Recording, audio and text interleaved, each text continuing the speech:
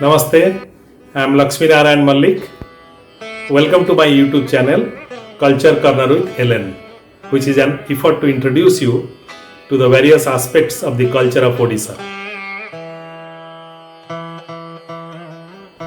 जय जगन्नाथ। महाम्बोधे स्थिरे कनकरुचिरे नीलशिखरे वसन प्रासादान्तः सहज बलभद्र नबलिना सुभद्रा मध्यस्थः सकल सुरसेवा वसरुदो जगन्नाथ स्वामी नयनपथगामी भवतु मे। भारतवर्ष के 4 धाम से एक धाम है पुरुषोत्तम क्षेत्र पुरी। इस क्षेत्र के प्रतिष्ठाता अधिष्ठाता देवता हैं जगत के नाथ श्री जगन्नाथ। आज 26 जून 2021 ज्येष्ठ महीना के पूर्णमी तिथि है और आज ही के दिन श्री जगन्नाथ महाप्रभु के आविर्भाव दिवस के रूप में पूरे विश्व में मनाया जाता है। आज महाप्रभु की एक बहुत ही महत्वपूर्ण लीला संगठित होती है।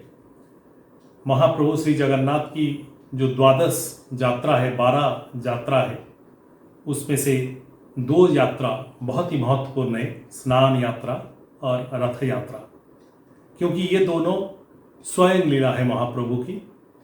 इस दोनों यात्रा में, स्नान यात्रा और रथ यात्रा में, महाप्रभु के दारू विग्रह स्वयं रत्नवेदी से नीचे उतरकर ये लीला में शामिल होते हैं। बाकी सभी यात्रा में महाप्रभु के प्रतिनिधि मदन मोहन, रामकृष्ण, श्रीदेवी, भूदेवी आदि शामिल होते हैं।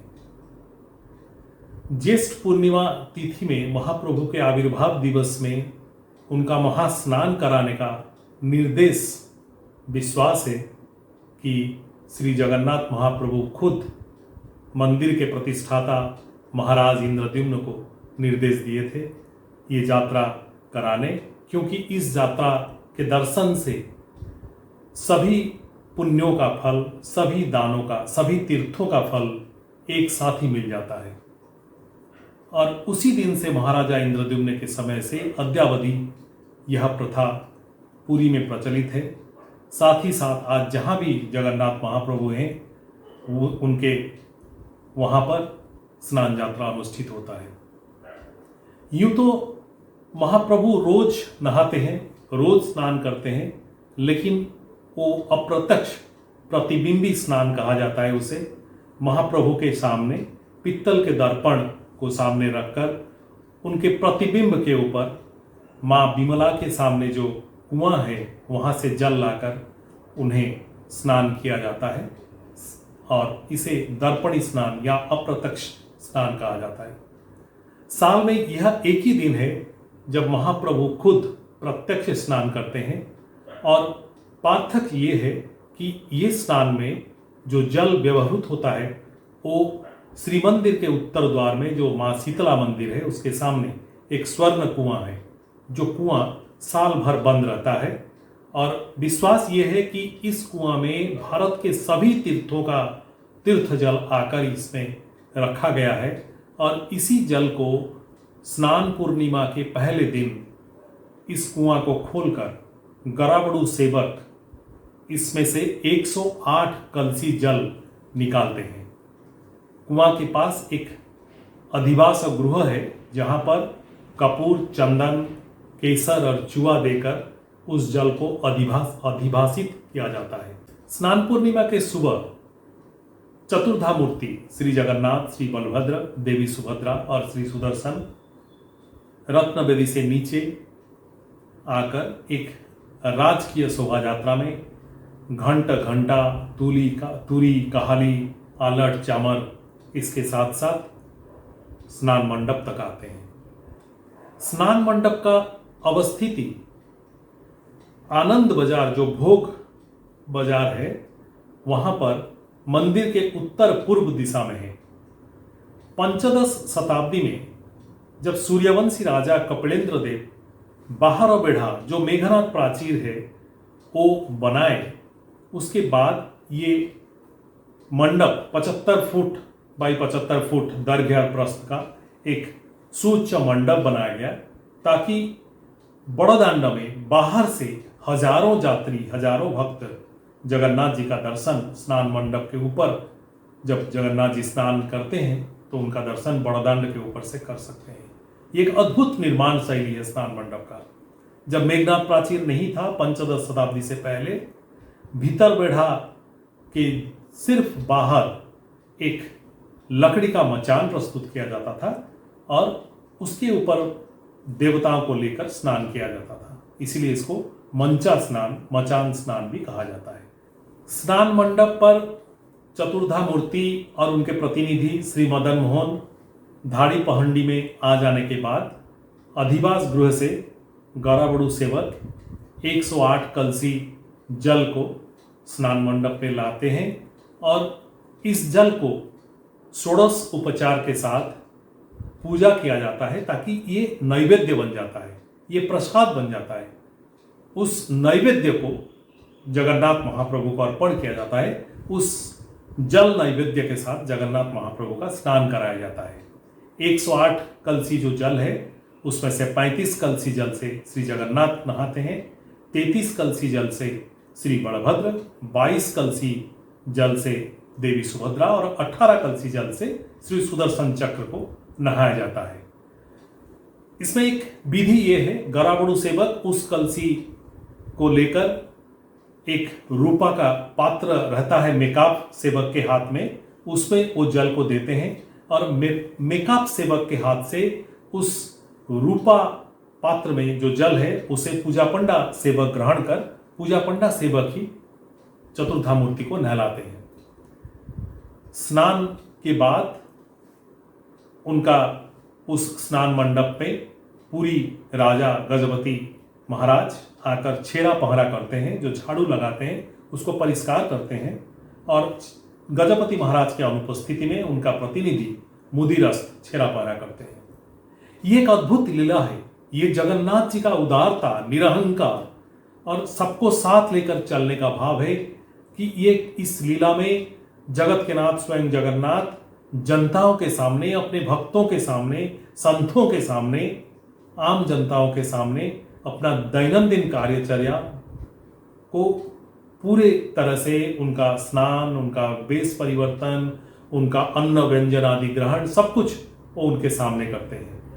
यहाँ भक्त और भगवान एक है, यही दर्शाता है यह स्नान यात्रा। स्नान मंडप में श्री जगन्नाथ महाप्रभु की 108 कलसी जल में प्रत्यक्ष स्नान के बाद और एक महत्वपूर्ण विधि है, जो है महाप्रभु की गजानन वेश या हाथी वेश। महाप्रभु श्री जगन्नाथ और श्री बलभद्र को गोपाल तीर्थ मठ और राघव दास मठ से दिया हुआ उपकरणों से गजानन वेश से सजाया जाता है और देवी सुभद्रा को मातंगी वेश या कुमारी वेश में सजाया जाता है।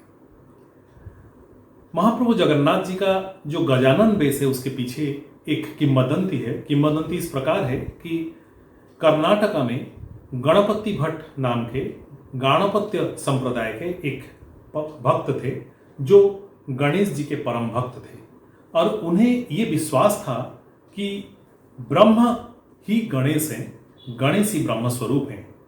जब उन्हें ये पता चला कि पुरुषोत्तम क्षेत्र में परम ब्रह्म निवास करते हैं, तो परम ब्रह्म का दर्शन से वो पुरी आए और उनको ये आशा थी कि उन्हें शायद अपनी इष्ट देव श्री गणेश का दर्शन मिलेगा। लेकिन जब जगन्नाथ मंदिर में पहुंचे, जगन्नाथ मूर्ति में या रत्न वेदी में गणेश जी का कोई भी चिन्ह वर्ण उन्हें नहीं मिला और भग्न मनोरथ हताश से जर्जरित होकर वो वापस पुरी से चले गए कि मुझे अपना परम ब्रह्म का दर्शन नहीं मिला। जगन्नाथ महाप्रभु तो भावग्राही हैं, भक्त का भाव को वो समझते हैं। उनके दरवाजे से कोई वापस नहीं लौटा आज तक। जब उन्हें पता चला कि उनका एक भक्त गणपति भट्ट वापस जा रहा है दुख से, हताशा से, ग्लानि से, तो उसे एक स्वप्नादेश प्रदान किए कि तुम वापस जाओ और देखो तुम्हारा इष्ट देव मैं ही हूं। इस स्वप्नादेश से गणपति भट्ट पुरी वापस आते हैं और जिस दिन वो पुरी में पहुंचते हैं उस दिन स्नान पूर्णिमा है और स्नान मंडप में वो जगन्नाथ और बलराम महाप्रभु के बीच अपना इष्ट देव गणेश जी को देखते हैं। उस दिन जगन्नाथ महाप्रभु हाथी वेश धारण किए हैं और उन्हें लगा गणपति भट्ट को कि यही तो परम ब्रह्म है। और उसी दिन से उसी किंवदंती अनुसार महाप्रभु जगन्नाथ और बलराम का गणपति वेश होते आ रहा है। जगन्नाथ देव की गजानन वेश के पीछे एक ऐतिहासिक कारण यह भी है कि उड़ीसा 1751 से 1803 तक मराठा शासनाधीन था। मराठा जब शासन करते थे तो उस समय उन्होंने मंदिर, मठ, पुष्करिणी, धर्मशाला आदि बहुत पुराने स्थानों का पुनरुद्धार किया था, उन्हें मरम्मत किया था और बहुत सारे श्री वृद्धि भी उसका किया था। उनके समय में ही, मराठा शासन के समय में ही कोणार्क मंदिर जब टूट रहा था तो वहाँ से पत्थर लाकर पूरी मंदिर में भोग मंडप और पूरी मंदिर का भोग मंडप का श्री वृद्धि किया गया था। उसी समय उन्होंने माँ महालक्ष्मी की सुवर्णम प्रतिमा भी दान किए थे और उसी समय पत्थर से मेघनाथ प्राचीर का भी निर्माण मरम्मत किया गया था। कोणार्क से 33 फुट 8 इंच उच्च अरुण स्तंभ लाकर सिंहद्वार के सामने स्थापन किए थे।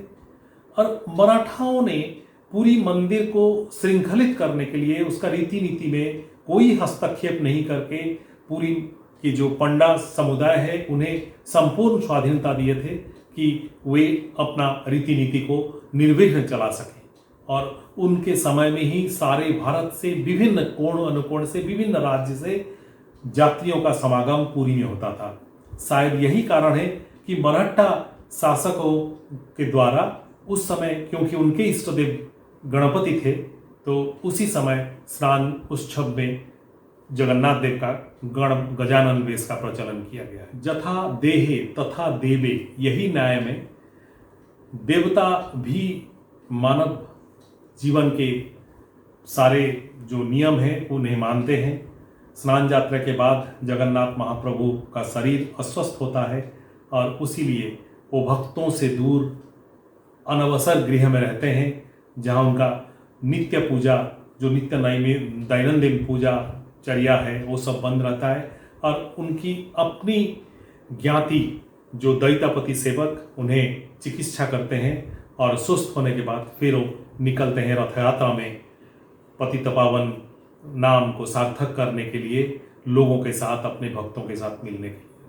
लेकिन इसी अनवसर के समय जगन्नाथ महाप्रभु जो भक्त से दूर रहते हैं, उसका एक बहुत ही प्रासंगिक संदेश इस समय है, जब कोरोना महामारी का मुकाबला करने में हमसे ये उम्मीद रखा जाता है कि सामाजिक दूरी हम बनाए रखें, हम एकांत में रहें और हम अपने घरों में रहें। उस समय जब देवता होकर वो भक्तों से दूर रह सकते हैं, दैनंदिन दिनचर्या से दूर रह सकते हैं, तो हम क्यों नहीं रह सकते हैं। ये संदेश महाप्रभु देते हैं। और फिर वो तो जगत के नाथ हैं, उनका रथ यात्रा में वो फिर आते हैं लोगों के बीच, अपने भक्तों के बीच, जनताओं के बीच, पूरे विश्व में विश्व मैत्री, शांति, प्रीति और संहति का वार्ता प्रचार करने और पूरे जगत के कल्याण के लिए। यही है स्नान यात्रा का उद्देश्य, यही है स्नान यात्रा का महत्व। जय जगन्नाथ।